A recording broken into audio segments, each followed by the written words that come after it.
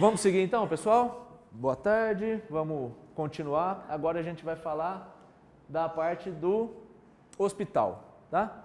Então, quando o paciente ele imagina ou ele acredita que ele tenha direito de questionar alguma coisa, quem ele pode processar? E aqui, como a gente está falando da esfera civil, é quem ele pode processar na esfera civil, tá? Como o assunto do nosso encontro é responsabilidade civil, quem ele pode processar quando ele acha que ele tem um direito dentro dessa área aí do erro médico, do direito médico. Contra quem que ele pode mover ação?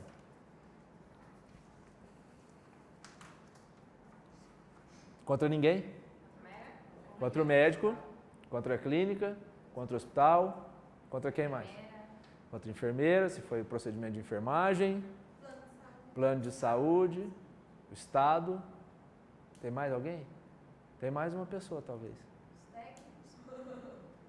Não, fora os profissionais. Uma natureza de pessoa jurídica diferente dessas aí.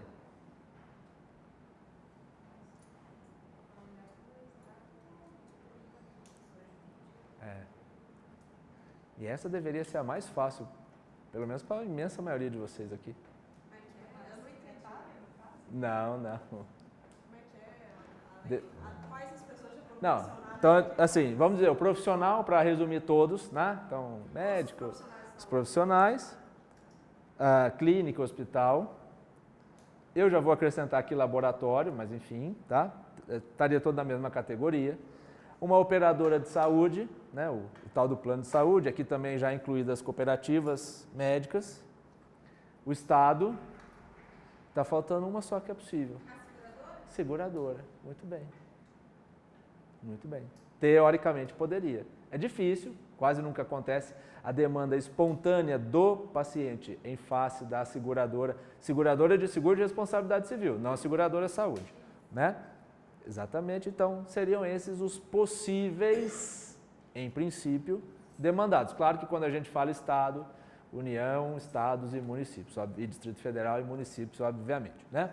Então, todos esses poderiam estar no polo passivo, que a gente chama, né? Poderiam ser réus do processo, dependendo, obviamente, da situação em concreto, né? E aí vem uma das perguntas importantes, mas que ainda não é a principal, em quais situações existe a solidariedade passiva, né? Outro dia eu estava fazendo essa aula e tinha um médico assistindo e ele não entendeu o que era solidariedade, porque ele levou a ideia de solidariedade do dia a dia, né? De serem amigos, de ajudarem, né? A solidariedade jurídica é aquilo que compromete todos a uma determinada situação específica. No caso, a solidariedade passiva indicaria que todos seriam devedores caso o paciente tenha razão na sua alegação. Então, quando é que existe a solidariedade passiva entre o profissional e o hospital ou a clínica? Quando é que a gente pode dizer realmente, invertendo aí um pouco a lógica, quando a gente pode dizer que o hospital e a clínica respondem pelos atos do profissional? Em que situação? Teoricamente só existe uma situação. Assim, a resposta genérica seria uma situação só. Mas de qualquer forma, vamos lá. Às vezes, por exemplo, a gente chega. Por exemplos, a gente chega na resposta. Alguém teria alguma ideia? Quando é que o hospital é responsável pelo médico? Quando é que a clínica é responsável pelo dentista? Quando o médico é empregado. Quase. Quase isso. Ou também nisso. Mas tem mais coisa aí, né? Quando e se ele não for empregado, a clínica não responde? Então, o termo empregado não é o melhor. Prestador de serviço. Mas e se ele for empregado?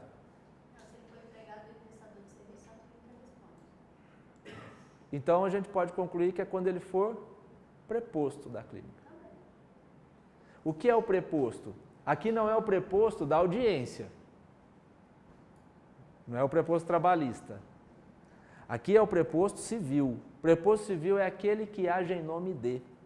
Não importando o vínculo interno, não importando o vínculo entre essa pessoa e a instituição. Não importa perante o terceiro, no nosso caso o paciente, qual é o vínculo. Então não importa se é empregado, não importa se é prestador de serviço, não importa se é pessoa jurídica com pessoa jurídica. Aquela pessoa, o hospital vai responder pelo ato daquela pessoa se aquela pessoa, naquele momento, agiu como preposto do hospital, agiu em nome do hospital. O exemplo clássico, pronto-socorro. Quando a gente vai no pronto-socorro, entra no pronto-socorro lá do hospital, você não chega no médico e fala assim, peraí, doutor, não põe a mão em mim, não. Primeiro, eu preciso saber uma coisa. Qual é o seu vínculo com o hospital? O senhor é CLT? O senhor é autônomo? É PJ com PJ? Não. Quando a gente procura o atendimento do hospital e o hospital disponibiliza alguém, um médico, para prestar esse socorro, naquele momento, aquele médico é o hospital. Não importando o vínculo que ele tenha com o hospital. Então, ele é o preposto, é aquele que age em nome dele. Ele é o hospital. Esse é a condição para que a clínica, o hospital, respondam pelos atos do profissional. Tá? Agora, fazendo uma outra pergunta que não é a mesma. E o hospital, a clínica, serão sempre responsáveis pelos danos causados pelo profissional ao paciente? Quando não vai ser? Se a resposta é não, quando não? Ou por que não?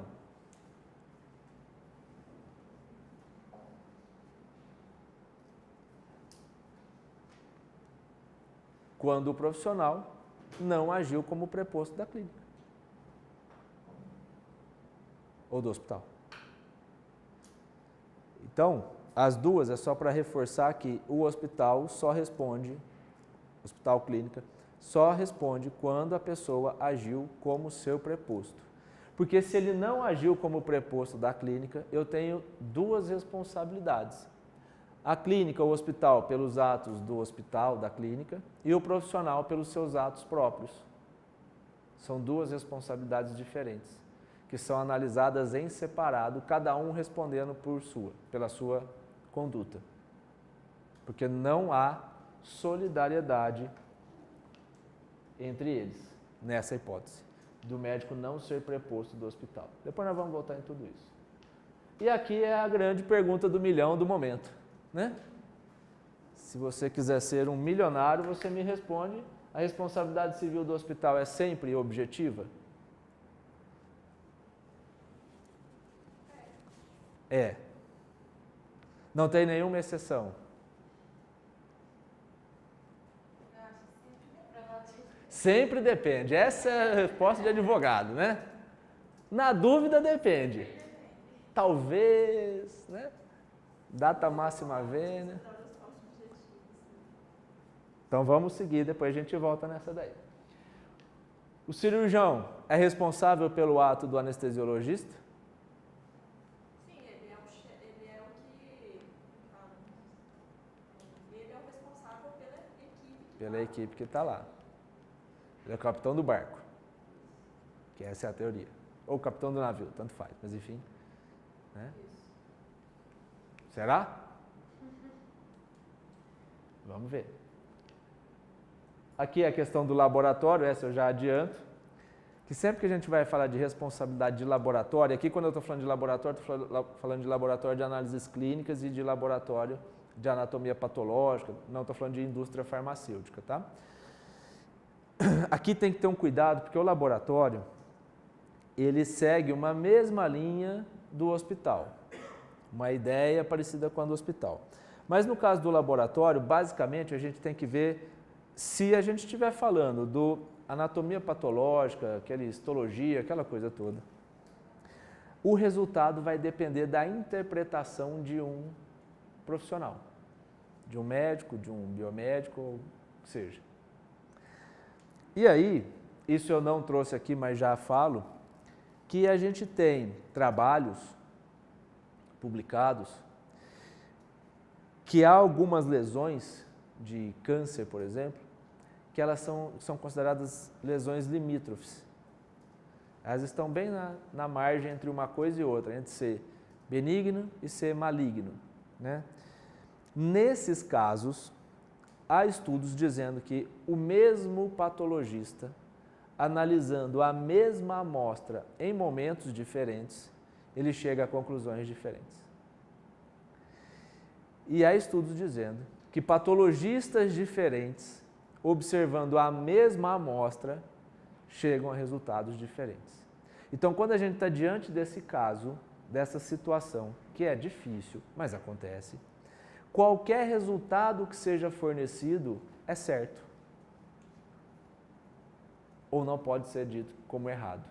Por quê? Porque quando é que eu tenho o erro do laboratório? Quando o resultado fornecido não é compatível com a amostra analisada.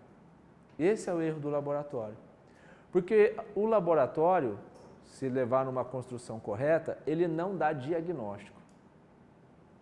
Porque o diagnóstico não é pautado num exame, o diagnóstico leva em consideração o histórico, toda aquela questão lá de anamnese, exame físico, e o exame complementar. Então, quem dá diagnóstico é o médico assistente, é o médico que está acompanhando o paciente, não é o laboratório. Então, o laboratório ele tem a responsabilidade de fornecer um resultado compatível com a amostra que lhe foi entregue. Imagina que tem uma moça, uma mulher, sabidamente com câncer de mama. Já existe esse diagnóstico.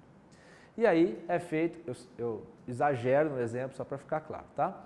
Aí é tirado um pedaço do peito do pé para análise do laboratório. Aí o laboratório vem à conclusão e diz assim, não há sinais de malignidade. Eu pergunto, a mulher tem ou não tem câncer? Tem, só que não está ali onde foi analisado. Então, se pegar aquele resultado e falar assim, ele está falando que não tem câncer. Não, ele não está dizendo que a pessoa não tem câncer. Está dizendo que na amostra analisada não tem célula cancerígena. Por isso que tem que ter um cuidado com o laboratório, que a responsabilidade do laboratório é fornecer resultado compatível com a amostra que foi analisada. Ele não dá diagnóstico, porque o diagnóstico dela é câncer, na mama, mas é câncer, no exemplo que eu dei.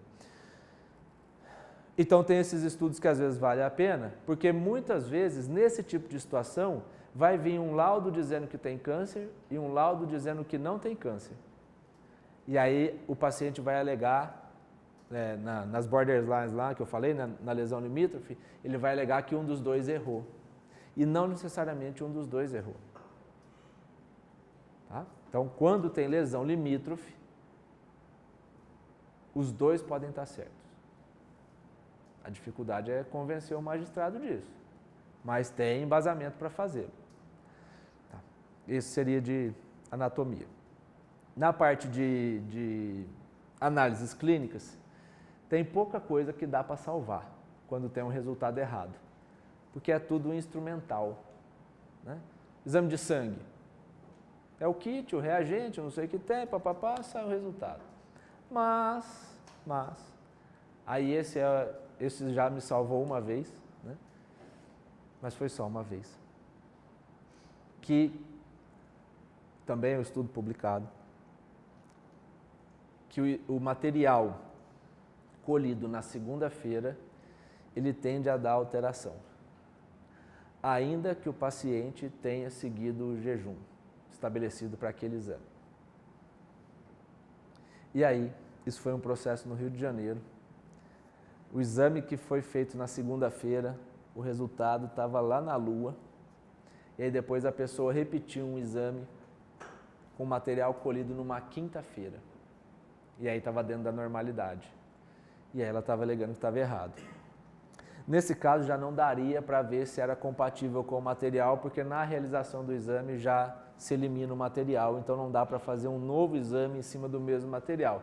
Porque ainda que se eu tivesse a chance de reanalisar o material, eu poderia chegar ao mesmo resultado lá muito aumentado, porque talvez aquele material tivesse com aquela característica, mas era impossível nessa situação. Mas aí tem um trabalho que diz que o material coletado na segunda-feira é aumentado e que o melhor é o material coletado na quinta-feira. Eu falei, é esse. Até achar, mas é esse. Né? E aí a gente alegou isso para o juiz, dizendo, olha, não dá para dizer que está aumentado, até porque não é não são resultados com base na mesma amostra. Não foi analisada a mesma amostra. E todo mundo sabe que quando vem um exame com valor muito alto, a primeira medida de alguém que está preocupado é se emendar, né? Então diminui tudo aquilo que está errado. A hora que vem um exame muito alto de açúcar, aí você já começa, não, tem que diminuir o açúcar. Então a própria pessoa ela já dá adota uma conduta para diminuir. E aí mostramos o resultado do trabalho. E a gente falou, realmente não dá para dizer que houve erro. Olha que milagre, né? Alguém acolher assim uma coisa. Mas existe o trabalho, é porque nesses exames, é o que eu estou dizendo para vocês, não tem muito o que falar, não tem muito o que dizer de laboratório.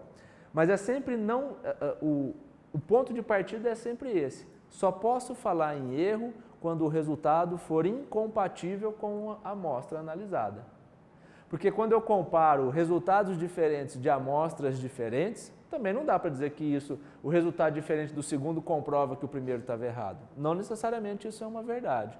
Então é sempre tentar partir dessa linha de que o erro está se ficar provado que o resultado era incompatível com a amostra. Isso vai dar muito trabalho, mas é o que dá para fazer, tá? Em laboratório. E essa é outra pergunta do milhão de hospital, sempre que houver uma infecção hospitalar. Então aí a gente já está falando de infecção hospitalar, né? Ou como preferem, como é preferível hoje na nomenclatura, infecção, IRAS, né? Infecção relacionada à assistência à saúde. Então sempre que eu tenho uma infecção hospitalar, o hospital vai ser condenado? Sim ou não? É infecção hospitalar, então não é aquela infecção que foi contraída fora. Então eu estou falando, teve infecção hospitalar. Não estou discutindo se foi ou se não foi infecção hospitalar. Foi infecção hospitalar. Vai ser condenado? Sim? Sim. Alguém no divergente? Já temos uma semi-divergência, né? Não acho que sempre, né? Mas por que não acha que sempre, então, ali? Ou seja, qual seria a chance qual seria a fundamentação que traria a chance do hospital escapar? Que o hospital tem todos os... Tem todos? Ah, não, isso aí, por isso que eu estou falando, eu já caracterizei como infecção hospitalar. Tá. O hospital mostrar que tem toda a limpeza necessária, a segurança o que, essas coisas. Mas isso não é uma responsabilidade objetiva do hospital nessa situação? Talvez se o hospital conseguir comprovar que a pessoa tem alguma condição fora do normal que faça ela Ah, não. ser... Aí pode ser, mas é por isso que eu disse, não, esquece essas coisas. Foi infecção hospitalar. Vocês não querem roubar no exemplo, né? Não, mas quem sabe se não for bem assim, talvez, né?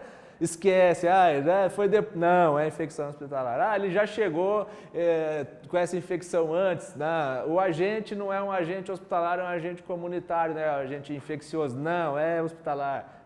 É infecção hospitalar. Eu não estou discutindo a infecção hospitalar. Eu estou discutindo se ele vai ser condenado ou não por uma efetiva infecção hospitalar ou, se você preferir, por uma infecção relacionada à assistência à saúde. E aí? Sim ou não? Continua. Não, como é que você falou que eu perdi? Era. Não foi o depende. Sempre não. Não, sempre é forte, né? Mas vamos ver essa daí, né? Porque essa daí vai precisar passar por algumas coisas. Então, basicamente, o que nós vamos discutir com mais profundidade é essa responsabilidade civil do hospital e a questão da infecção. Tá? Quais são os deveres do hospital, né, relacionado à hotelaria? Então, eu não estou falando do ato de algum profissional, tá? Eu estou falando da estrutura hospitalar. Quando eu disser hotelaria hospitalar, é porque eu quero excluir o ato do médico. Então, tudo que faz o hospital girar, menos o ato profissional propriamente dito. A condição inafastável de qualquer hospital é o dever de incolumidade do paciente. Isso é inafastável. Não tem como o hospital falar, não, eu não possuo esse dever. Todos os hospitais, eles têm esse dever. O que significa isso? Que ele não pode, por uma conduta dele, agravar a condição de saúde do paciente. Ele tem que manter o paciente na mesma condição, ele tem que melhorar a condição do paciente, ou a condição do paciente pode até piorar, mas por um desdobramento da própria doença e não por uma ação ou omissão do próprio hospital. Isso é o dever de incolumidade. Não pode se imaginar que uma pessoa entre no hospital e saia de lá pior, em princípio, do que entrou em razão de uma conduta do hospital. Isso é o dever de incolumidade em relação ao paciente. Deu para entender essa premissa?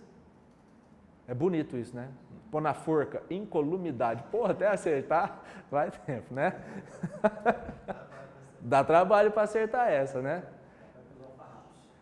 Isso, né? Nos escaninhos. Eu esqueci de pegar a decisão. Depois eu vou mandar para vocês. Nos escaninhos e por aí vai. Que eu subi rapidinho também lá.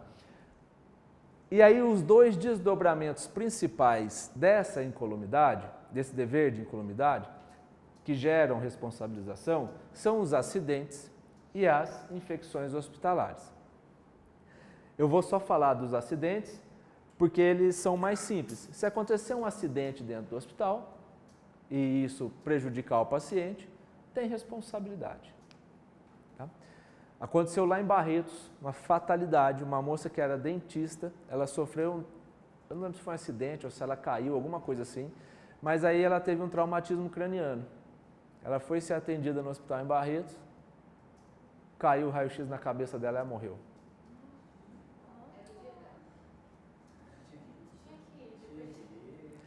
Aí, qual que seria a única chance do hospital, né?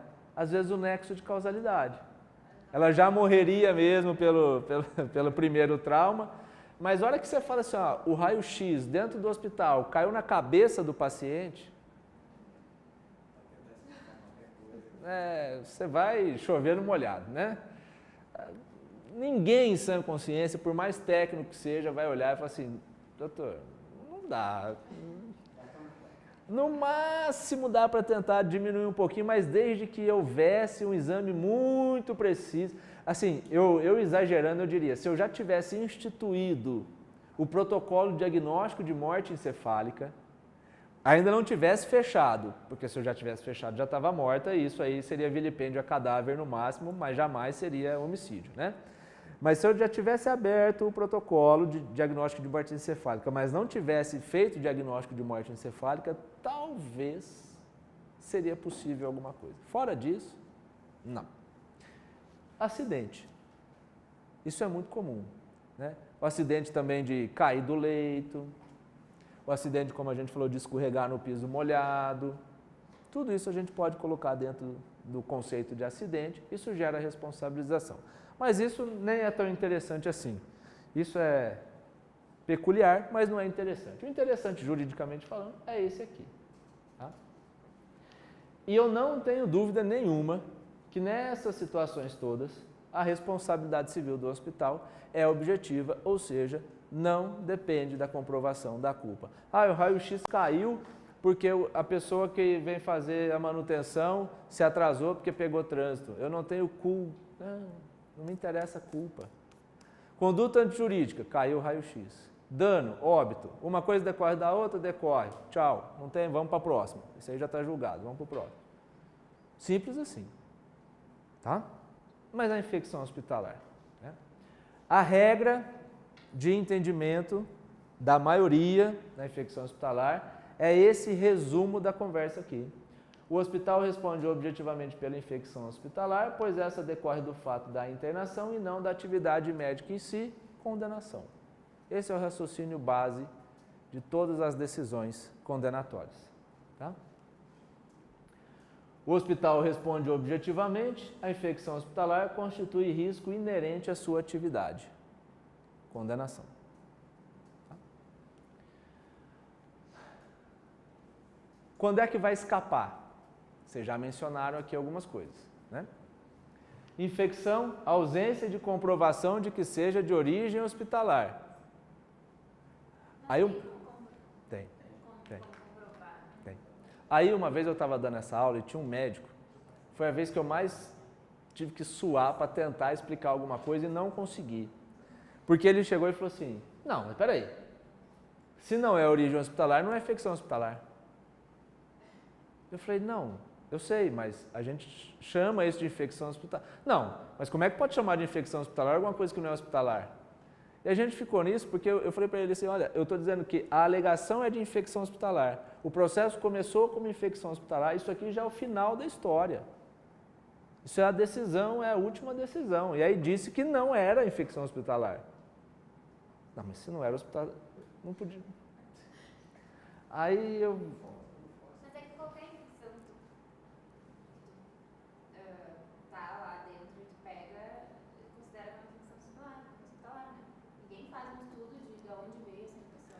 Ah, não, isso... Então, pois é, aí tem forma de fazer, e quando faz esse estudo e consegue identificar que não foi hospitalar, aí é uma outra infecção, é infecção. Por isso que eles mudaram o nome lá para infecção relacionada à assistência à saúde, para ficar mais claro. Isso está relacionado à assistência à saúde? Não, não está. Então é uma infecção. Ponto. Não é uma infecção hospitalar. Mas isso aqui, eu não vou voltar nessa vocês nem comecem, tá? Bactéria que não pode ter origem no ambiente, que pode não ter origem no ambiente hospitalar. Então não dá para afirmar que aquela infecção foi efetivamente hospitalar. Foi uma infecção que pode ter sido contraída lá dentro ou fora, porque o agente infeccioso não tem origem específica no meio, no ambiente hospitalar. Então, para conseguir escapar aqui, teve que ter a cultura do agente infeccioso, que muitos hospitais não fazem. Não descobrem o que causou a infecção. Se eu não descubro o que causou a infecção, não tem como eu dizer que não foi uma infecção hospitalar. Aqui conseguiu, então rompeu o nexo de causalidade, porque aquela infecção veio de fora, ou pode ter vindo de fora, tá? O laudo médico afasta qualquer culpa do hospital, essa já semana passada aí, 15 dias, que deu ao paciente o bom e correto tratamento, a infecção que o acometeu não decorreu da má conservação ou limpeza, mas da própria gravidade de estado de saúde, como previsível em situações semelhantes. Acidente de motocicleta. Geralmente, em acidentes graves, a pessoa já fica muito suja, falando em termos bem leigos, né? Tem muita contaminação das feridas num asfalto, numa mata, então isso de lá já vem, ou de lá já pode vir a infecção, que vai se manifestar no hospital, mas já estava infectado, a pessoa já estava infectada. Tá? É mais ou menos essa situação aí. Então, de novo, afasta a condenação, porque a infecção não teve origem hospitalar. Mas ainda não responde a minha pergunta, porque eu falei lá que é infecção hospitalar. Aqui eu estou trazendo o caso de exclusão, mas demonstrando que nem tudo que acontece ou que é diagnosticado como uma infecção no momento da internação ou no momento da assistência à saúde é uma infecção hospitalar, pode ter sido de fora. Tá? O que vai ser importante para a infecção hospitalar? Isso aqui foi um trabalho que a gente teve a oportunidade de participar, especificamente lá no estado de São Paulo, há esse tempo aí, 12, 13 anos que a gente começou, tentar mudar um pouco aquele paradigma daquela decisão que se é infecção hospitalar é responsabilidade objetiva, se é responsabilidade objetiva é condenação. Tá? Com base numa coisa que ninguém lê também, que é o artigo 14 e o parágrafo 1º. Porque está escrito lá no artigo 14 que o fornecedor de serviço responde independentemente da existência de culpa, até aí todo mundo lê, pela reparação dos danos causados. Mas o que tem que ter para o fornecedor, para o prestador de serviço responder independentemente de culpa? A própria lei diz, tenho que ter defeito no serviço. Eu preciso ter defeito no serviço. E o que é defeito? Não é o que eu acho, não é o que vocês acham. Defeito é o que a lei diz que é, porque a lei conceituou defeito. Serviço defeituoso é aquele que não fornece a segurança que o consumidor dele pode esperar. considerados riscos que razoavelmente deles se esperam e a época, o tempo em que esse serviço foi prestado. Então, o fornecedor de serviço responde independentemente de culpa quando prestar um serviço que não fornecer a segurança que o consumidor razoavelmente dele pode esperar naquele momento em que o serviço foi prestado. Essa é a responsabilidade objetiva do CDC. E por que isso é importante? Porque existe a chance de algum hospital ter índice de infecção hospitalar zero. Existe hoje em dia, em algum lugar no mundo, essa... Não tem. Então, se... Hã? Isso. O consumidor pode esperar risco zero de infecção hospitalar? Não. Então, não é essa expectativa, quando a gente diz que não é legítima, não é porque a pessoa não possa querer isso, mas não é juridicamente legítima, né? Para diferenciar. Claro, ninguém entra no hospital querendo ser vítima de infecção hospitalar, mas as pessoas não podem dizer, não, isso aí nunca vai acontecer comigo, por exemplo. Não é legítima essa expectativa. E em não sendo legítima essa expectativa, talvez esse serviço não seja defeituoso. Porque não trouxe um risco ilegítimo. Essa é uma saída para tirar a infecção. Sim, senhor. A expectativa de que hoje é possível se ter, fica quase que inócua a possibilidade utilizando essa tese. Não. Se é que a expectativa hoje é impossível existir. Sim, até aí sim. Até aí sim. Só o final do que você falou que não. Mas nós vamos passar aqui, depois só para ver se eu entendi bem, e aí a gente volta. Não, então, essa parte que eu não concordo do nunca vai, tá? Porque vai. Olha como é que as decisões começaram a aparecer em 2010, 2011. Inexiste mínima demonstração de defeito no serviço médico que impusesse risco além daquele ordinariamente esperado pelo atendimento hospitalar. Começaram assim. E aí a gente deu uma sorte muito grande, de novo a história da sorte, porque num determinado momento, quem assinou um desses acórdãos em São Paulo foi o então presidente do Tribunal de Justiça do Estado de São Paulo. Ele assinou e depois ele assumiu a presidência. A hora que a gente diz, a gente está amparado por um acórdão do presidente do Tribunal de Justiça, não vale muita coisa, mas vale, né? É aquela história, e daí, mas, né? Dá um charme na coisa. E o que teria que demonstrar? Restou comprovado que o programa dentro desse hospital atendia o programa de controle de infecção hospitalar. Comprovada. O surgimento da responsabilidade civil do hospital só emerge caso comprovada a não realização pelo mesmo, pelos atos necessários ao seu controle da infecção hospitalar. Isso porque o que se pode exigir do hospital é o respeito aos padrões de controle de infecção hospitalar segundo níveis nacionais e internacionais. Jamais se pode exigir que o risco seja zerado. Então, o que se pode exigir é que ele mantenha um controle de infecção hospitalar, que ele comprove a taxa, porque a taxa é um negócio muito difícil de se calcular a taxa de infecção hospitalar. Não é assim, minha taxa é 2%. Por quê? Não.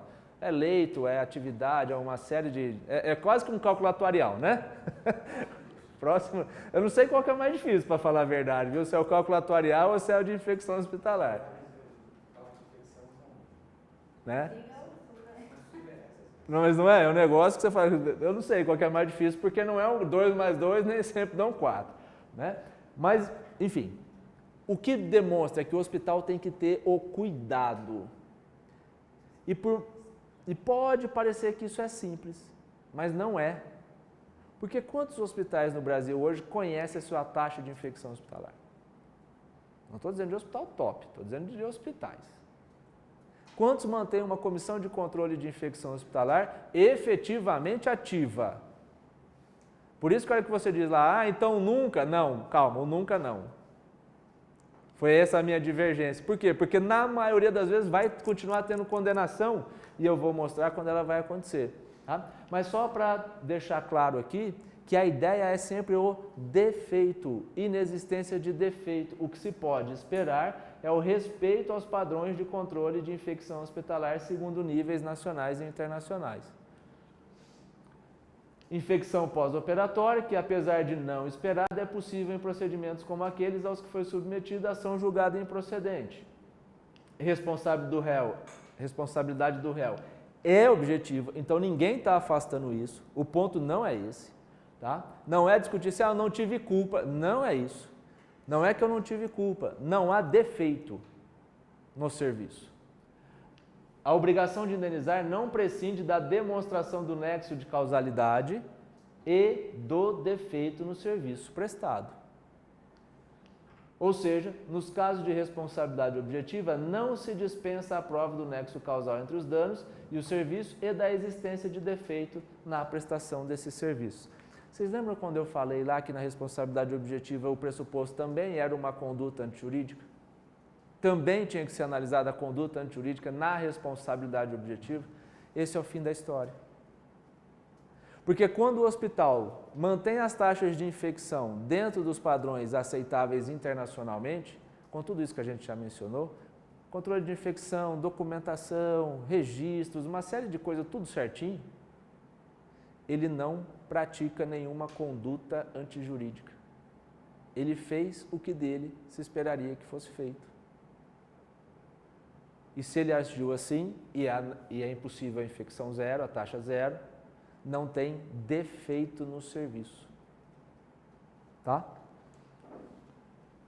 Impossibilidade de eliminação completa da infecção hospitalar, impede imputar ao prestador de serviço a responsabilidade objetiva, porque muita gente discutia naquele tempo, não, mas não tem culpa. E aí a resposta era responsabilidade objetiva, não estou discutindo culpa, condenação. Perdia todas, com razão, sejamos justos. Se não comprovou inobservância de qualquer procedimento ao cuidado preconizado por instituições de regulação da saúde. E aí a sentença traz, a presença dessa bactéria é verdadeiramente inevitável. É esta absoluta impossibilidade de eliminação dessas bactérias que impede que os riscos de infecções hospitalares sejam imputados ao prestador de serviço. Impondo-se reconhecer que, infelizmente, são riscos que devem ser suportados por todos os que se submetem a tratamentos em hospitais e clínicas. E aí eu destaco, especialmente porque não se pode atribuir ao prestador do serviço a responsabilidade pelo cumprimento de obrigação impossível. Olha que bonito isso. Faço a...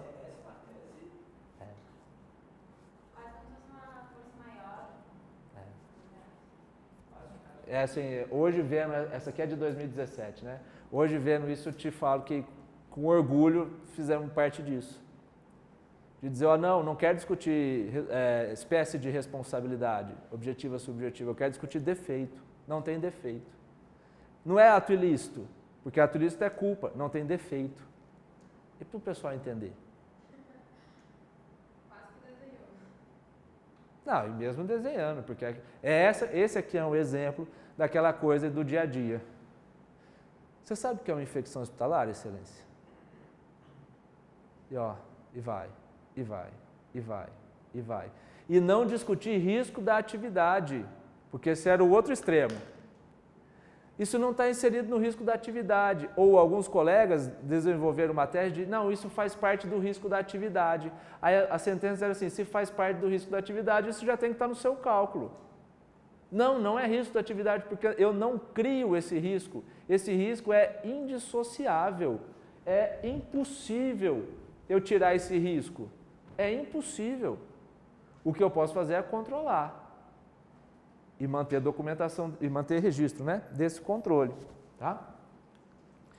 A exigência de procedimentos necessários a minimizar as infecções hospitalares atendendo às normas que em determinado momento, quando ele coloca determinado momento, ele está fazendo referência lá ao artigo 1º, na época do serviço, a instituição de saúde pública e privada reputa exigíveis.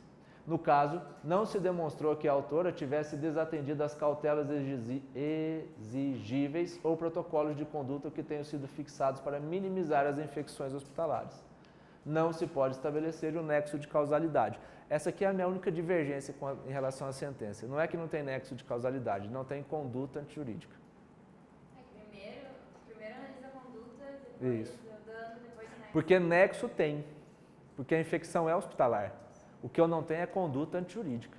Mas enfim, não vou brigar por isso, tendo uma decisão favorável, por isso que eu estou falando. Se não tem conduta, não tem. Não tem o nexo, isso. Mas o nexo, eu tenho o nexo fático, né? Porque foi infecção hospitalar, não está negando isso. Porque qual que é a... A gente não está falando que não se sabe se pode ter vindo. Não, nessa aqui foi infecção hospitalar, mas não tem o defeito.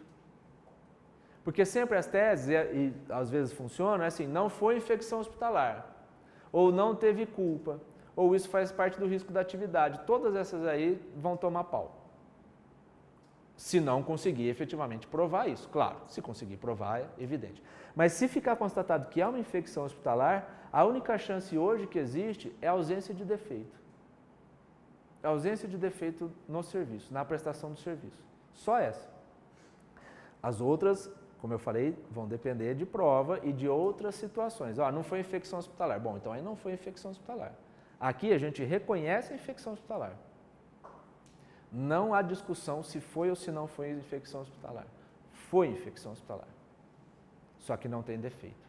Aí todas essas são o mesmo hospital? Ou Não, tem vários hospitais. Vários hospitais, Tá? De novo, 2017, infecção hospitalar. Aqui é o contrário. Mas olha o termo da decisão. Ausência de comprovação de que a ré tomou os cuidados ao seu alcance para prevenir o evento. Então, mesmo na decisão que condena, está levando em consideração o que a gente fala. Porque está dizendo o seguinte, você falou tudo isso, eu até concordo. Só que não tem nenhuma prova que você seguiu as recomendações para minimizar ou para diminuir a chance de ter alguma infecção hospitalar. Ausência de que a comprovação de que a ré tomou os cuidados. Veja que não é aquela linha infecção hospitalar, obrigação de responsabilidade civil objetiva, condenação. Falou, não, eu entendi o que você falou. Só que você não provou o que você está alegando. Então vai ser condenado porque eu não tenho isso. Aí, essa condenatória. A infecção apresentada pelo periciano é classificada como uma infecção relacionada à assistência à saúde, comprovando o nexo de causalidade entre o dano e a prestação do serviço. Joia. A responsabilidade é independentemente de culpa, eximindo-se desta responsabilidade somente se conseguir provar a inexistência do defeito ou a culpa exclusiva do consumidor ou de terceiro, que não vem ao caso, né? Nos termos do artigo 14, caput, parágrafo 3º, 1 e 2, etc. E tal. Então, mesmo na condenação, disse, você não provou que não teve defeito. Então, eu presumo que teve defeito. E por isso que é difícil, por isso que você fala, então nunca... Não, é muito difícil conseguir. Muito difícil conseguir. Tá? Não se vê suficientemente demonstrada que à época do atendimento foram tomados todos os cuidados ao seu alcance necessários para a prevenção da ocorrência, condenação do hospital. Porque não conseguiu afastar a tese de defeito no serviço. E os hospitais são muito processados por infecção hospitalar? Muito. E isso não está fazendo com que eles façam esse movimento de É muito caro, é muito difícil, tem que ter pessoal qualificado para fazer. Os grandes hospitais, via de regra, tem. Mas quando você vai lá na Santa Casa de Guaíra, eu nem sei, estou falando na Santa Casa de Guaíra, mas eu nem sei a rotina lá, mas imagina, ter pessoal qualificado para tudo isso, pagando para tudo isso. Não tem um estudo de marketing, talvez vocês sabem que fala sobre a questão aonde que incide mais o motivo dessa incidência da maior parte das infecções hospitalares. Mas os nossos estudos estão ainda, vamos dizer assim, reservados, né? Temos um programa de cirurgia segura. Sim. Tá, que é um grande programa nosso, onde realizamos mais de 10 mil cirurgias e temos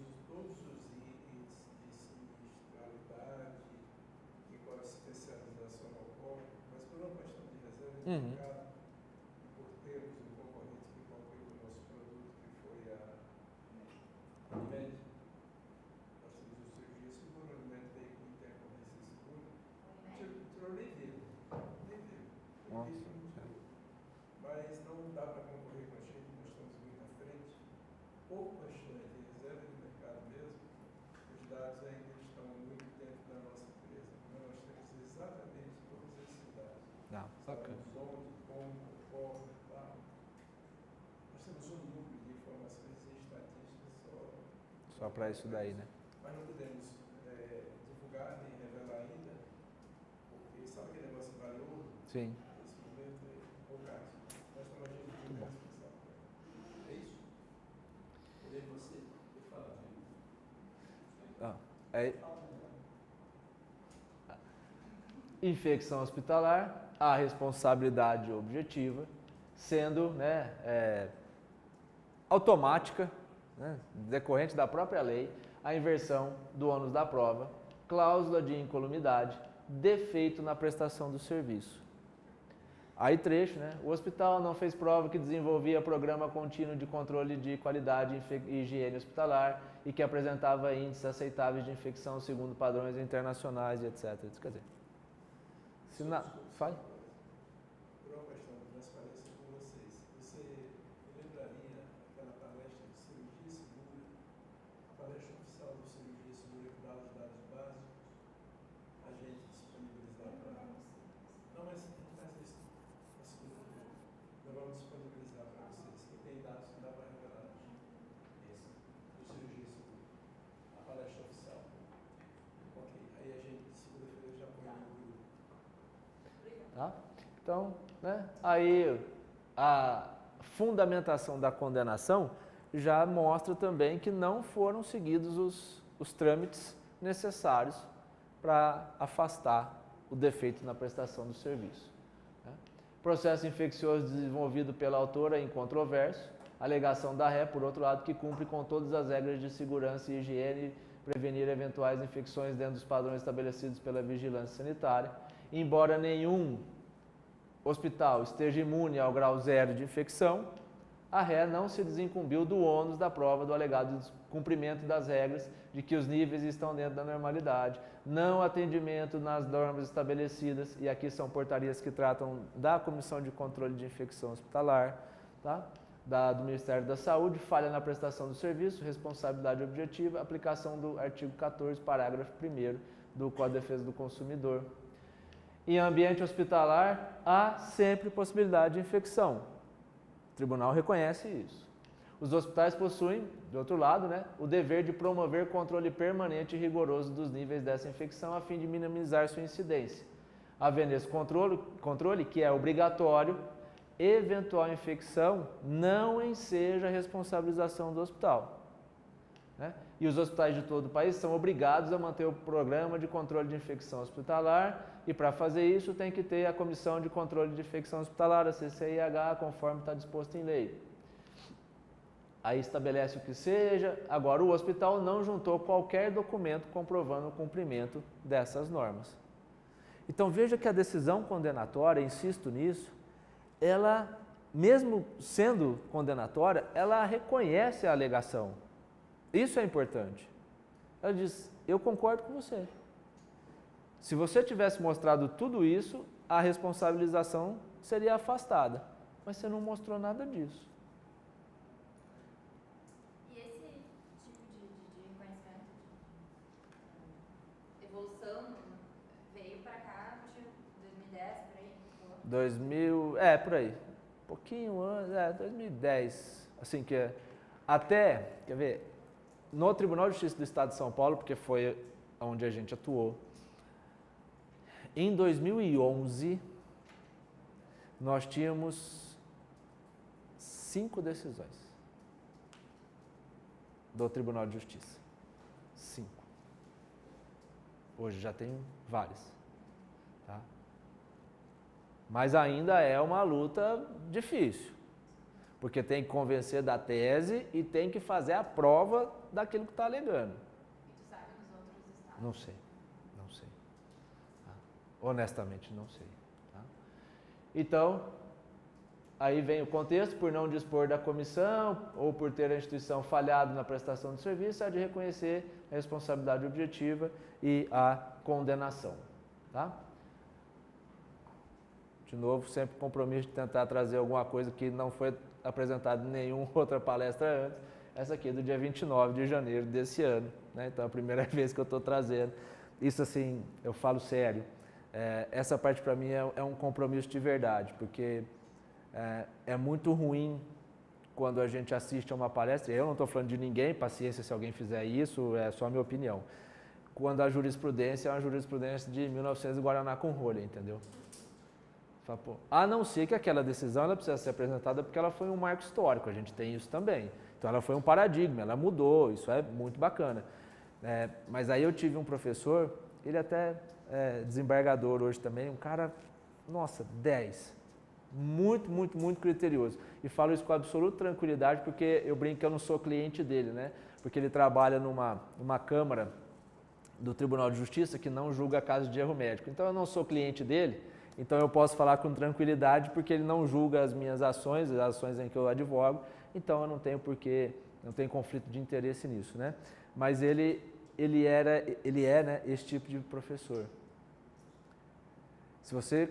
Eu convido ele para dar aula, eu tenho a certeza que ele vai levar, ele sempre leva as últimas 10 decisões do Tribunal de Justiça sobre aquilo que eu pedi para ele. Aí uma vez um aluno virou para mim e falou assim, mas também não é ele, é o assessor que faz. Aí você para, respira, você fala assim, que seja, mas ele pediu. Ele teve preocupação, só que aí eu falo assim, só que você viu, porque aí ele leva impressa. Você viu o papel? Você viu o acordo na mão dele? Não, não vi, por quê? Porque está tudo anotado. Eu não acredito. Eu falo, eu tenho todos. Porque ele dá a aula, ele chega para mim e fala assim, vou deixar os 10 acordos com o professor Marcos.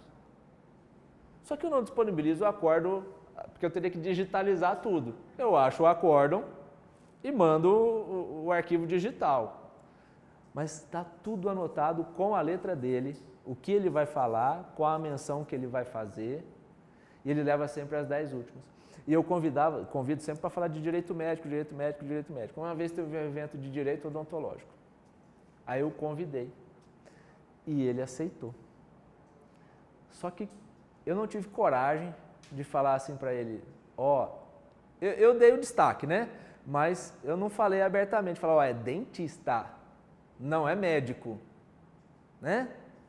Porque dentista odeia quando você leva acórdão de médico para falar para ele. Eu sou dentista, não sou médico. E é natural e é certo. Aí ele chegou para fazer a palestra, aí ele parou, não, porque queria agradecer a organização. Eu não estava na organização do evento, eu só auxiliei no meio campo aí. Aí ele queria agradecer o Dr. Marcos Couto por ter feito o convite, papapá, e eu tremendo, para ele falei, se ele abrir a boca e falar só de direito médico, ele começou, não, como eu sempre faço, não sei o que tem, eu trouxe aqui para a gente discutir as últimas 10 decisões de direito odontológico que teve no Tribunal de Justiça. Aí eu falei, opa, né? Eu sou o cara, né? Eu escolhi bem, né? Não, brincando, mas assim, é o compromisso. Então, eu falo assim, a gente se espelha muito nessas pessoas que fazem alguma coisa boa. E eu falo, claro, eu não consigo trazer as últimas 10, até porque são vários assuntos, então eu tento trazer pelo menos umas mais recentes, para não ficar assim, você está falando isso aí, mas isso aí já está mais para trás. Essa daqui faz 15 dias mais ou menos, né?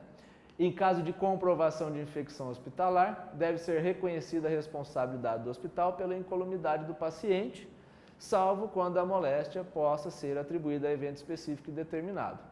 Não se poderia exigir da autora que comprovasse que não foi sua condição física, o hospital que gerou a infecção. O hospital teria condições de comprovar, documentalmente, que na data dos fatos, as taxas de infecção do sítio cirúrgico no qual a requerente foi operada estavam dentro dos parâmetros aceitos pela comunidade e pelos órgãos de fiscalização, ônus do qual não se desincumbiu. Então, até ontem, a gente continua tendo esse mesmo tipo de enquadramento da situação. Teve defeito ou não teve defeito do serviço. É dificílimo fazer essa prova, mas quando consegue, tem chance. Se não conseguir fazer prova de que não houve o defeito, esquece, vai ser condenado. Vai ser condenado. Tá? É essa a ideia que eu queria passar para vocês. Não sei se me fiz claro, não sei se foi útil de alguma maneira isso daqui, porque isso é uma coisa um pouquinho diferente, né, do que a gente rotineiramente ouve por aí e às vezes não entender que vale a pena discutir nesses casos o defeito do serviço. Porque o fornecedor de serviço responde pelo defeito do serviço. Então, para que haja responsabilização pelo CDC, precisa ficar provado o defeito. Provado dentro daquele contexto, né? Ou efetivamente provado, ou provado por presunção, né? Quando tem inversão do ônus da prova. Nesses casos aqui, sempre vai ter inversão do ônus da prova.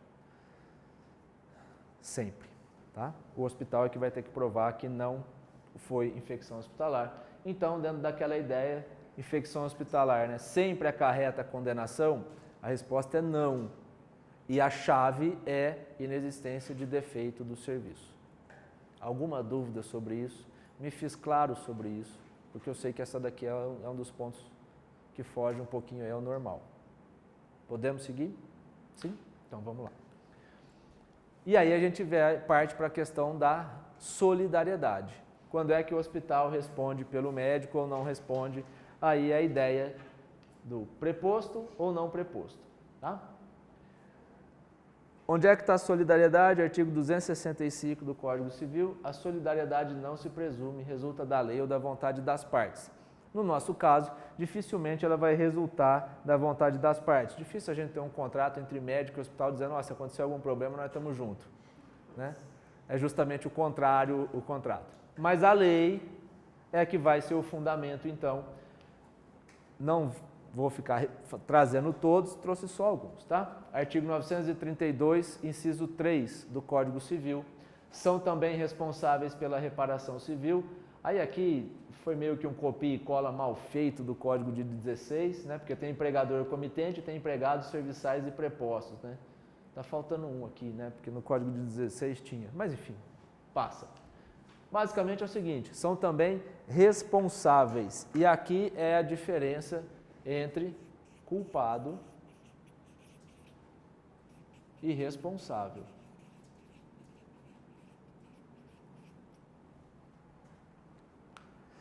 Nesses casos de alegação de erro médico, o culpado é o médico, se é que ele é culpado.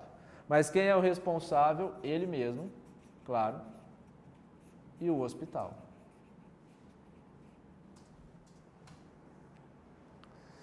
Porque o artigo 932, ele não fala assim, são também culpados. Ele fala, são também responsáveis pela reparação civil. E aqui, de novo, tem a importância daquela diferença de esferas que a gente falou ontem. Porque na esfera penal, a responsabilidade é pessoal. Na esfera ética, a responsabilidade é pessoal. Cada um responde pelos atos na medida da sua participação naquele ato. Na esfera civil, eu posso ter a responsabilização de alguém que não fez nada para que aquilo acontecesse. Tá? É a figura do responsável civil. Então, pelo ato dos seus prepostos. O 933, ele vem e diz que as pessoas indicadas nos incisos 1 a 5, do artigo antecedente, ainda que não haja culpa de sua parte, responderão pelos atos praticados pelos terceiros ali indicados. Então, 932, inciso 3, e o 933 do Código Civil, eles dão um embasamento que justifica a solidariedade passiva do hospital em relação à conduta do médico, desde que ele tenha agido como preposto. No Código de Defesa do Consumidor, isso aqui está inserido no capítulo de publicidade, mas é uma regra que vale para todos os lugares. O fornecedor do produto ou serviço é solidariamente responsável pelos atos dos seus prepostos ou representantes autônomos. E a súmula 341 do Supremo. A súmula 341 do Supremo, ela resume tudo isso daí e ela ajuda muito. Porque ela diz assim, que é presumida a culpa do patrão ou comitente pelo ato culposo do empregado ou preposto. Dito de uma outra forma, é presumida a culpa do patrão, ou, desculpa, é presumida a culpa do hospital pelo ato culposo do médico. Desde que ele seja seu preposto, obviamente. Aí, esse professor que eu falei, que leva as decisões judiciais, uma vez eu estava conversando com ele, eu falei assim, professor, eu tenho uma coisa que me incomoda, mas às vezes é pela minha chatice, mas eu gostaria de ouvi-lo. Eu falei, a súmula 341 do Supremo não está errada? E ele falou assim, se for o que eu estou pensando, tá, o que que é? Eu falei, não, porque ela diz que é presumida a culpa. Não tem culpa. É presumida a responsabilidade do hospital pelo ato culposo do médico, no caso, que a gente está lendo aí. Ele falou assim, você tem completa razão, concordo contigo, em gênero, número e grau. Ele falou, só que quando ela foi feita, era a ideia de uma responsabilidade objetiva com uma presunção absoluta de culpa, inafastável de culpa. E por isso que ela foi redigida dessa maneira. Eu falei, não, tudo bem, quem sou eu para ficar falando de súmula do Supremo assim? Mas só é porque chama atenção, né? É presumida a culpa, porque se é presumida a culpa, em princípio cabe a possibilidade de afastar a culpa. Seria uma inversão do ônus da prova da culpa, quando na verdade não se discute culpa, porque o que é presumida de forma absoluta é a responsabilidade. E quando eu digo que é presumida a responsabilidade, aí sim eu posso discutir. Quando é que eu vou discutir se é presumido ou não é? Se não for preposto. Aí não vai ter responsabilidade. Mas depois a gente entra nisso para não confundir muito. Enfim, esse aí é o fundamento legal para a solidariedade. O hospital é responsável pelo ato do médico. Aí, às vezes, o cliente chega lá no escritório, o dono da clínica, o dono do hospital, ou o diretor do hospital, ele chega, não, mas doutor Marcos, o hospital não tem culpa de nada. O hospital não fez nada, o hospital, e fala, com toda a razão, é o direito dele e é legítimo o que ele está dizendo, né? Não é correto, mas é legítimo. E tal, fala, não, doutor, o senhor entenda, olha, acontece que tem aqui, né? É responsável. Aí foi o que eu já mencionei ontem. Falei, mas se o senhor quiser uma culpa, a culpa do hospital, nesse caso, foi a culpa em elegendo. O que é isso aí? Escolheu mal, elegeu mal quem ia prestar serviço em nome do hospital. Segunda-feira o pessoal fala assim, pelo amor de Deus, né? Fala para o pessoal da coordenação do curso, pelo amor de Deus, vocês estão loucos de ter trazido o Marcos aqui. Eles vão falar, eu não dei a aula, se a aula foi ruim, o problema é dele, não é meu. Não. Quem elegeu o Marcos para vir aqui? Coordenação do curso. O curso, não é isso? O curso é responsável pela aula que está sendo dada. O pai é responsável pelo ato do filho menor. É sempre nessa linha. Quem tem o dever de eleger ou o dever de vigilância, né, que a gente já falou. Eita, aqui ficou ruim.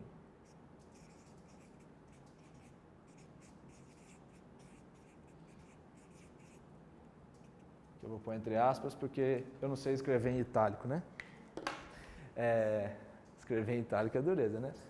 Minha letra já não é lá essas coisas, mas se você não guarda a vigilância necessária pela coisa ou pela pessoa que você deveria guardar, você tem a culpa em vigilando. Tá? Então, a responsabilidade civil do hospital vai depender disso. E sobre isso, foi o meu trabalho há 10 anos, que eu falei lá do título de especialista para vocês. Tá?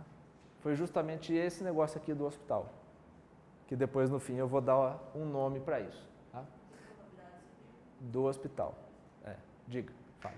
Agora eu me confundi um pouco. Com aquele caso que tu levou lá em Coimbra. Sim. Aquele caso em que o médico trabalhava na clínica, mas ele só Sim. usou do centro cirúrgico do hospital. Ele não é proposto nisso, porque ele não está. Mas o hospital foi condenado junto. Eu não lembro o que a gente tinha falado. Não falou nada sobre isso. Sobre a solidariedade não falou nada. Esse era o outro ponto. É porque, na verdade, inicialmente estava sendo alegado inicialmente estava sendo alegado também o defeito do serviço. Ah, sim. Tá? Aí o que se entendeu nesse... bom, vou falar, vai. É que a imagem do profissional está muito atrelada à imagem do hospital. Naquele caso específico. Naquele caso específico, então, Aí entende. Que esse médico usa daquele Segundo consta lá. Isso. Aí é uma outra coisa que não chega a ser bem isso não. Não é. Mas é uma ideia, a gente pode falar que é, de contratos coligados. Não é exatamente nesse caso, mas a ideia é o seguinte, está todo mundo ganhando dinheiro, vamos imaginar assim, ó, eu venho dar aula aqui, eu falo, olha, eu sou professor no curso da Anadem, aí eu sou um cara bom, um professor bom, a Anadem ganha dizendo que eu dou aula no curso e eu ganho dizendo que eu dou aula no curso da Anadem, percebe? Os dois estão ganhando com essa relação. Mas eu sou funcionário da Anadem? Não. Sou funcionário da instituição? Não, não sou funcionário de nada, não tem nenhum vínculo. Eu sou um professor que sou convidado de vez em quando para vir dar aula no curso. Esse é o meu vínculo. Quer dizer, se é que eu posso chamar de vínculo, mas essa é a minha relação, nem vínculo dá para dizer. Essa é a minha relação. Só que eu ganho dinheiro, eu me beneficio dizendo que eu estou aqui. O curso se beneficia dizendo que eu dou aula no curso. Os dois estão tirando vantagem. Na hora que tem prejuízo, os dois perdem. Eu brinco que é casamento, né? Na saúde, na doença, na alegria e na tristeza. É que, na verdade, muitas pessoas, às vezes, escolhem um profissional E já pensam, mas qual é o hospital dele? isso, Qual é o hospital exatamente. Ah, esse cara aí é o coordenador do serviço no Hospital X. Ah, então está todo mundo ganhando com isso. E o hospital faz questão de divulgar que aquele médico é dele. Percebe? Então, aí vai. Mas só para não deixar passar, o que é um contrato coligado clássico? A gente vai lá na concessionária, vai comprar o carro, tirando talvez aqui o Alexandre, mas o restante de nós acho que sim, a gente precisa de financiamento. Não precisa para comprar o carro, né? Vai comprar lá um HB20, você precisa de um financiamento. Alexandre vai comprar lá, pá, ele não precisa, né? Então, aí vamos lá. Você pega nota em cima de nota, assim, ó, aqui, ó, né? Só, sem miséria. Aí, a gente vai lá, vai pegar o financiamento. Então, eu comprei o carro na concessionária e eu fiz o financiamento da concessionária. Ah, porque é taxa zero, é porque desconto, é porque não sei o que tem, crédito pré-aprovado, aquelas coisas todas, você comprou o carro com o financiamento de lá. Se o carro der problema, você pode parar de pagar o financiamento. Pode. Não indico, mas pode, né? Mas pode. Por quê? Porque os dois contratos eles estão coligados. Eles quase são a mesma coisa. Eles fazem parte de um mesmo negócio. Só teve o crédito porque vendeu o carro. Só vendeu o carro porque teve o crédito. E está todo mundo ganhando nessa relação lá dentro da própria concessionária. Se tiver problema para um, o problema é para todos. Então, se o carro der problema, eu não vou pagar mais o financiamento desse carro. É um direito, não estou dizendo para fazer, é um direito. Situação diferente quando eu falo, não, tudo bem, só que eu conheço um cara lá no banco, eu não, porque eu não teria esse poder de barganha, mas o Alexandre teria. O Alexandre conhece lá o gerente do banco dele, que fala assim, não, qualquer empréstimo que você precisar aqui, eu faço a melhor condição do mundo para você. Aí ele consegue uma condição lá no banco melhor do que a da concessionária. Aí ele toma o dinheiro do banco e paga o carro. Ele tem os mesmos dois contratos, um financiamento, vamos chamar assim aqui, e ele tem o contrato com o carro aqui. Só que um não está coligado ao outro. Porque a hora que ele pegou o dinheiro no banco, o banco não sabe onde ele vai usar aquilo assim, tanto faz, o que você vai fazer com isso. E a concessionária fala assim, tanto faz de onde vem o dinheiro, tem que entrar o dinheiro. Então aí eu não tenho contrato coligado. Se der problema no carro, eu tenho que continuar pagando o financiamento lá no banco. Deu para entender a diferença? Tá? Então, mas a ideia de que se está todo mundo ganhando, e esse é o fundamento que é nessa decisão do consentimento informado. Tá? Todos se beneficiavam com aquela relação entre o profissional e a instituição. Tá? Só para não deixar passar, que tem uma outra situação importante, que é a teoria da aparência. Pronto, que aí já fala de tudo.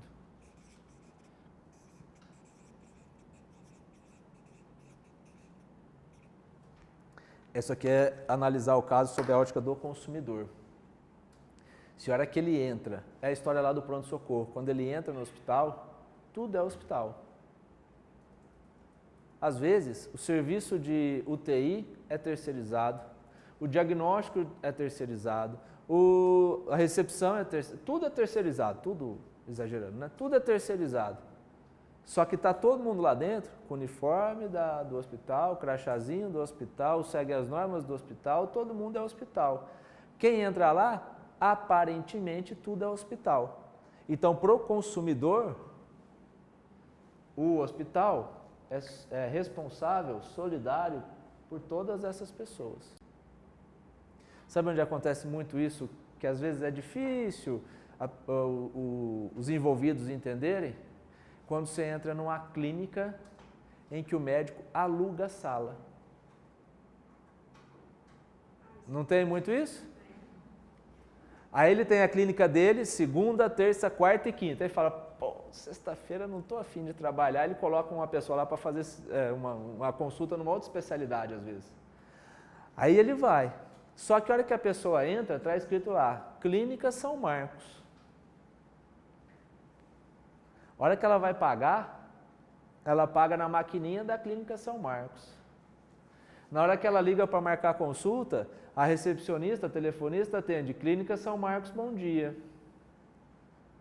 A pessoa vai esperar, o paciente, né? E vai dizer, não, eu tinha certeza que não era a Clínica São Marcos, não. Eu ligava para a Clínica São Marcos, eu falava com a atendente da Clínica São Marcos, eu entrava lá, era a Clínica São Marcos, na porta estava escrito, é Clínica São Marcos. Aí o dono da clínica, né, o Marcos, ele fala assim, não, mas eu alugava lá para o doutor Alexandre. Eu tenho um contrato de locação de sala.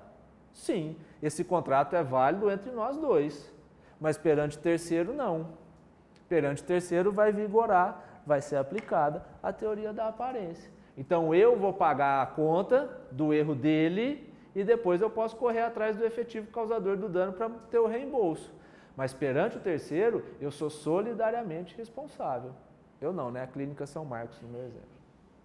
Por isso que a gente faz o seguro, Max. Não, sim. Mas o seguro, só para deixar claro nesse ponto, o seguro ele vai ter que pagar, assim, né? Ele teria que pagar, porque o ideal seria não ter a solidariedade.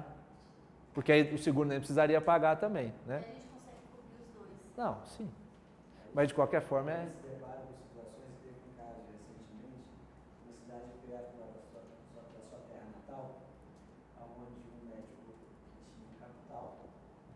Provavelmente entre as duas cidades, né? Entre a minha terra natal e Ribeirão Preto, né?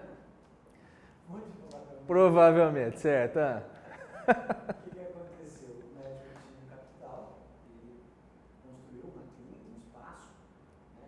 Na porta tem uma clínica, alguma coisa, são salas para locação, só que o KNAI daquele local, o CNPJ daquele ambiente, é um KNAI que não é nada relacionado ao ambiente hospitalar, ao ambiente clínico, quase um KNAI de padaria. Sim. E ele queria fazer a contratação do seguro para aquele espaço.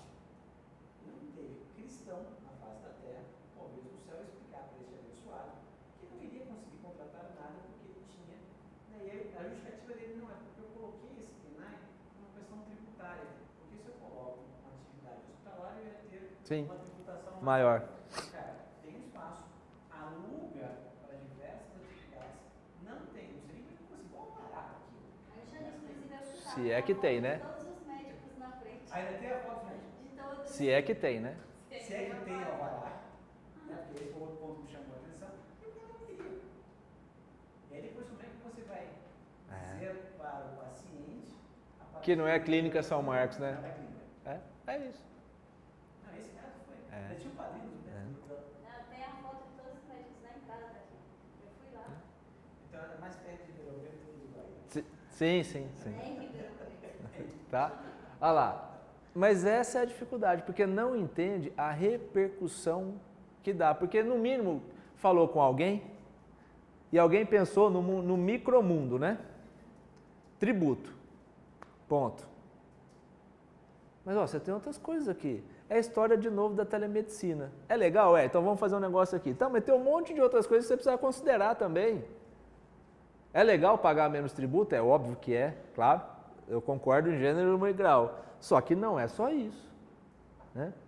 É a ideia que em São Paulo tem, aqui também deve ter, eu falo que em São Paulo tem porque lá eu circulo, aqui eu não circulo, então por isso que eu dou o exemplo de São Paulo, né? Do tal do centro médico. Quando a pessoa quer construir um negócio desse lá em São Paulo, ela põe na placa, na entrada do local, centro médico. E aí ela começa a colocar outros nomes lá, para deixar claro que ali é só um prédio onde se destina a ter vários consultórios independentes, consultórios ou clínicas, daquela pessoa que está lá. Quando ela entra para pagar, ela vai pagar para aquela portinha. Então, numa portinha é um médico, na portinha do lado é outro médico, na outra portinha é outro médico. Nenhum tem relação com o outro. Por isso que colocou lá uma ideia de centro médico, como se fosse um centro empresarial. É um shopping. Né? Salas alugadas, salas comerciais. Salas comerciais, isso. Cada um responde por si. E só aluga para a área da saúde, pronto. Né? Cada um responde por si. Agora, se ele coloca lá na fachada clínica, aí já era. Laboratório. Mesma coisa. Assim, em termos de responsabilidade. Laboratório, e aí lá funciona como laboratório, faz exame, só que também tem as salinhas lá que funcionam como clínicas. Clínicas não é o espaço onde atende paciente. Não tendo, Em cima, assim, embaixo do laboratório, em cima. é difícil escapar. O caso concreto, às vezes, pode até dar, mas, em regra, vai ser difícil escapar. Laboratório, sabe qual que é o grande problema de laboratório, muitas vezes? É que ele encaminha o material para ser analisado por outro laboratório e depois aquele outro laboratório devolve para ele e ele fornece para o paciente o laudo com o timbre dele. Mas não foi ele que analisou, foi o outro laboratório. E aí ele tem um contrato, com outro laboratório dizendo que esse outro laboratório vai fazer. Só que a hora que sai o nomezinho bonitinho dele lá no impresso, ele responde. Os laudos hoje dos exames anátomos, de análises clínicas, eles são, hoje isso é espalhado no Brasil afora. Qual parte dos exames de sangue a gente faz, vocês terem ideia, onde cada um de nós estiver, seja em Goiânia, seja em São Paulo, aqui mesmo no Brasil, é feito em Foz do Iguaçu. Qual parte central Vai para lá. dos exames de análise clínica. Mesmo tendo um nome lá embaixo, não exime. Não, porque foi aonde o consumidor entregou o material e retirou o exame, vamos dizer assim, né, para resumir a história. Então, é muito Na verdade, quem teoria da responde frente. nesse exemplo aí que a gente está falando é o diretor técnico. Não. Aqui nós estamos falando de responsabilidade civil. Responsabilidade civil, o diretor técnico dificilmente vai entrar na dança. Até talvez quem laudou, talvez seja Ah, sim.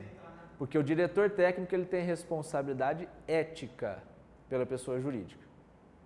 Então, se a pessoa jurídica tiver um problema ético, é o diretor técnico que vai assumir a bucha. Por isso que eu sempre digo que quem é diretor técnico, né, ou é doente da cabeça ou é maluco do pé, como diria o outro. Porque não sabe a bucha que está assumindo e às vezes por causa de milão, né? Quanto eu vou receber para ser responsável técnico? Milão. Conto. Ele não sabe a dimensão que é. Tanto que, se você prestar atenção em diretor técnico de plano de saúde, de operadora, de tempo em tempo muda. Porque ninguém aguenta tanta denúncia no conselho assim no seu nome para responder com o seu CRM pelo problema da pessoa jurídica. Tá? Mas isso é responsabilidade ética. Na responsabilidade civil, quem vai responder é o efetivo causador do dano, o médico, e na maioria das vezes o CNPJ, é a pessoa jurídica mesmo, é o CNPJ dela, não é o diretor técnico, não é o sócio em princípio, é o CNPJ da empresa. Tá? O diretor técnico é na responsabilidade ética. Aí a empresa não responde, porque a empresa não tem inscrição no conselho, assim, não tem número e ela não pode ser punida eticamente. Quem é punida pela infração ética da empresa é o responsável técnico, o diretor técnico.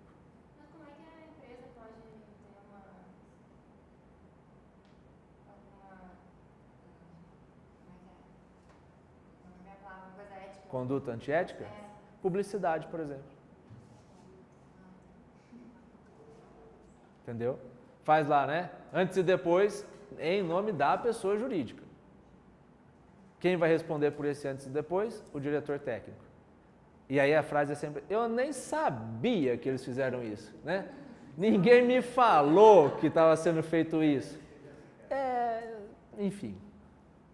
Porque você não é o culpado por isso, mas você é o responsável por isso. Então você vai responder por essa infração ética. Na qualidade de diretor técnico. Tá? Tudo bem? Vamos seguir.